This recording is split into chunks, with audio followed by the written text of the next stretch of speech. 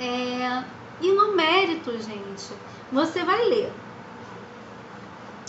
Se eles estiverem negando genericamente que não tem direito, que isso e aquilo, e você verificar que o que você vai rebater ali é basicamente o que você colocou na sua inicial, você coloca, rebata sobre as preliminares e fala, no mérito me reporta a inicial. Você não tem que ficar ditando a mesma coisa que está na inicial. Se você achar que tem alguma coisa para se ressaltar, se eles estiverem impugnando algum protocolo, alguma data, algum pagamento específico, alguma coisa, aí sim, vocês falam assim, olha, em relação à alegação tal, da data tal, o documento de folhastagem reflete isso. Uma vez, eu fui para uma audiência do 277, e que, assim, isso adiantou muito para mim, porque a minha cliente, ela tinha uma ação contra um plano de saúde, tá? E aí, que versava sobre o quê? Ela, funcionária pública, tinha um convênio com um plano de saúde. Acabou o plano, esse convênio com esse plano de saúde, mudou para outro. O que acontece? No anterior, eles podiam pagar uma taxa e migrar com um pacote superior, para um plano superior, um quarto particular. Quando trocou o convênio, esse outro convênio não queria, não permitia, disse que ela ia ter que fazer um plano particular para poder ter direito ao quarto particular, que pelo convênio com a prefeitura não era permitido. E aí ela estava grávida e ela queria poder usufruir do quarto particular, né, no pós-parto, enfim, tudo isso. E ela queria pagar essa diferença, eles não permitiam, tentou de todos os jeitos. Aí eu entrei com uma ação pedindo tutela antecipada.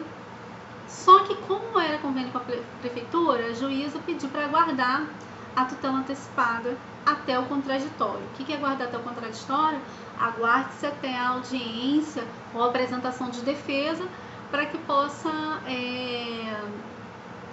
ela possa verificar realmente se pode ou não conceder a tutela. Eu poderia ter gravado? Poderia, mas marcou a audiência tão perto que não valeria a pena para mim gravar, tá? Aí o que aconteceu? Fomos para a audiência. Chegamos na audiência, na contestação eles estavam dizendo que o convênio com a prefeitura impedia que os funcionários pudessem migrar para plano superior e que eles eram obrigados a cumprir estritamente o contrato, tendo em vista, né, todo o processo de licitação. E juntaram o contrato, o convênio com a prefeitura. E no convênio com a prefeitura tinha uma cláusula, acho que era 17 a cláusula, uma coisa assim, eu tenho a minha memória é uma coisa de louco. Cláusula que dizia que os funcionários que quisessem poderiam migrar para plano superior e que o pagamento da diferença, se houvesse, seria feito através de desconto no contra-cheque. Gente, pronto! Era isso que eu precisava. Informando que a defesa deles estava indo contra, inclusive, o documento que eles tinham. E que eles já poderiam ter permitido que a minha cliente pudesse ter a migração há muito tempo, tendo em vista que eles já tinham um contrato de convênio em mãos. Dali, eu já saí da audiência, como a audiência foi com o conciliador, eu saí dali, fui para o gabinete mesmo do juiz, despachei, pedi minha tutela antecipada, foi deferida, porque minha cliente já estava com a gravidez já bem adiantada, quando a gente entrou com a ação, ela já estava com a gravidez adiantada, e aí nós conseguimos a tutela antecipada para que ela pudesse ter a migração para o quarto particular.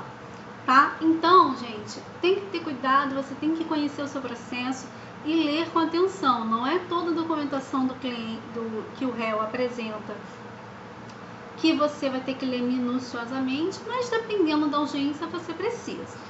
Já aconteceu também em audiência do 277 que eram dois réus, um banco e uma seguradora.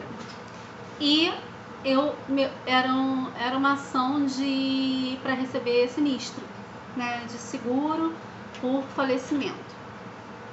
E aí eram 6 filhos, mais a viúva, né? Então, na audiência, eles apresentaram uma contestação enorme, era processo eletrônico, e eu pedi prazo para me manifestar no escritório. Era conciliadora, a conciliadora foi lá dentro perguntar para a juíza se autorizaria eu manifestar em cartório, tendo em vista que as contestações, os documentos eram muito extensos e tal. E a juíza não autorizou, a juíza falou que era por minha conta e risco, que ela poderia posteriormente não deferir o prazo para mim e precluir o meu direito de manifestação. Gente, o que você faz no momento desse? Você pode brigar, você pode espernear, você pode não sei o quê. Não, o que eu fiz? Eu fiz uma coisa que eu tenho certeza que nunca mais eles vão fazer isso novamente. Eu falei, tá bom, tem que se manifestar? Eu tava com a minha taxa tranquila, porque normalmente quando tem audiência, eu procuro não marcar nada naquele horário, porque a pauta pode demorar. O que eu fiz? Eu me manifestei item por item. Linha por linha, documento por documento. A audiência demorou 3 horas e uns 15 minutos. Sem brincadeira. Já não, a conciliadora já estava desesperada e eu ia e voltava. Eu fazia assim, ó, vou fingir que a tela do computador tá aqui. Era uma, na trabalhista tem uma telinha para cada um, né? Na civil é uma palhaçada, é uma tela só, você tem que ficar olhando no meio assim. Aí tinha uma tela aqui no meio, aí eu ficava assim, pode descer, que eu não tinha nem pra, nessa audiência eu não tinha nem um mouse pra mim não. Era a conciliadora que tinha que ficar descendo o documento pra eu olhar. Aí eu ficava.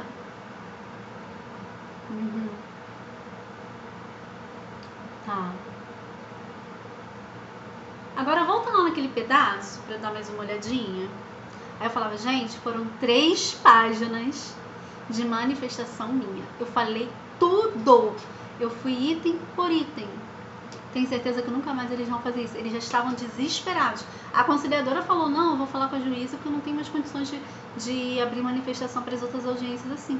Porque é um desrespeito ao advogado. Fazer 2 contestações imensas, cheias de documento, para eu analisar e pedir para me manifestar em audiência. Não que eu não tivesse competência. Competência tinha para poder fazer. A questão é que 3 horas de audiência para poder falar sobre isso é um desrespeito sobre os colegas, que todo mundo tem mais o que fazer, tá? Vamos lá. E na trabalhista, os tipos de audiência. Nós temos também a audiência de instrução e julgamento, que é a audiência que vai ser depoimento pessoal do autor e do réu, porque eu esqueci no outro vídeo de falar, eu falei rápido, é depoimento pessoal do autor e do réu, e oitiva de testemunhos, que eu já vou falar isso aqui mais à frente, tá? Na trabalhista nós temos a audiência una, a inaugural, né? O que é a audiência una? A audiência una é assim, ali você vai perguntar se tem acordo. Se não tem acordo, vai abrir a defesa. O advogado autor vai se manifestar em audiência sobre a defesa. Vai ter depoimento pessoal, vai ter oitiva das testemunhas, vai preparar tudo. Caso tenha perícia, a juíza vai verificar a necessidade, a pedido das partes também, para ter uma perícia contábil, uma perícia médica, dependendo da situação. E vai provavelmente botar o processo ou para guardar a perícia e as partes se manifestarem depois, ou vai colocar para sentença, que aí tanto ela pode marcar data quanto botar sine die, significa sem data marcada para a sentença, ok?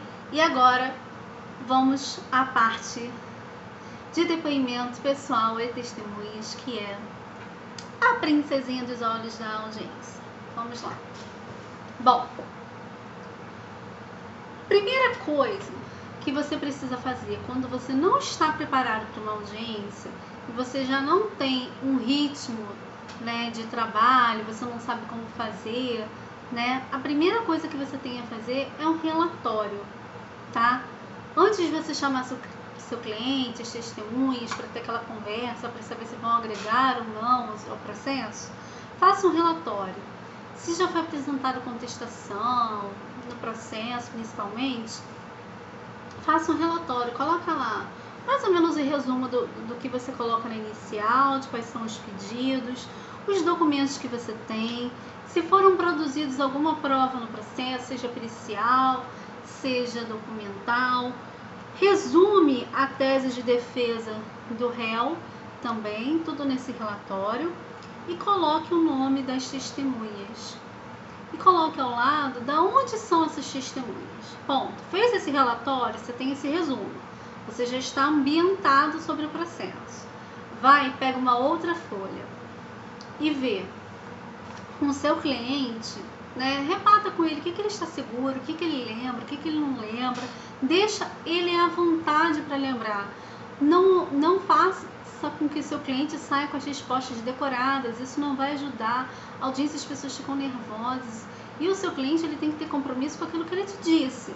Você só tem que conversar com ele para saber se ele realmente lembra dos fatos que são importantes e tudo mais. E testemunha, você não lembra nada. Tá? Isso é muito sério e eu vou falar novamente. Testemunha, você não lembra nada. Ela é que tem que lembrar. Se ela não lembra, você não fala, o seu cliente não fala. Tá? Testemunha é muito sério. Muito. Não vou brincar nessa parte. Aí o que você faz? Você já monta as suas perguntas no seu escritório. Já sai com as suas perguntas prontas. É que você quer fazer para o réu ou para o autor, se você estiver pelo réu. E as perguntas que você quer fazer para a testemunha. Já saia. Se você for com esse esquema armado, quando chegar na audiência e no decorrer da audiência, você já vai estar preparado. Normalmente, a juíza faz as primeiras perguntas dela primeiro, e aí você vai olhando, vê se as perguntas da juíza se encaixam com as perguntas que você fez. Se for, você já dá um ok ali, vai fazendo anotações no relatório, vai prestando atenção, vai entrando no clima da audiência. Porque muitas das vezes as pessoas acabam levando foras desnecessárias em audiência por repetir perguntas que já tinham sido feitas anteriormente, tá? Então, se você quiser refazer uma pergunta, você vai fazer o seguinte: excelência, na sua vez perguntar, né? Excelência, já foi perguntado sobre esse item, mas não ficou claro sobre isso aqui. Então, eu gostaria que a testemunha, ou o autor, ou o réu esclarecesse sobre esse ponto, porque para mim não ficou claro. Aí a juíza vai refazer a pergunta. Agora, se você fizer, excelência, eu gostaria de saber sobre a equipe de trabalho. Ela vai falar assim, doutor, ela já falou sobre a equipe de trabalho. Aí você fala assim, não, excelência, mas não ficou claro se ela participava do revezamento. Porque na primeira pergunta que ela respondeu, ela disse que existia um revezamento e ela não respondeu se ela participava do revezamento. E aquilo é importante para você às vezes. Estou inventando umas trilhas, tá? Então, a juíza vai fazer pergunta. Às vezes, ela pode nem concordar muito, mas ela faz.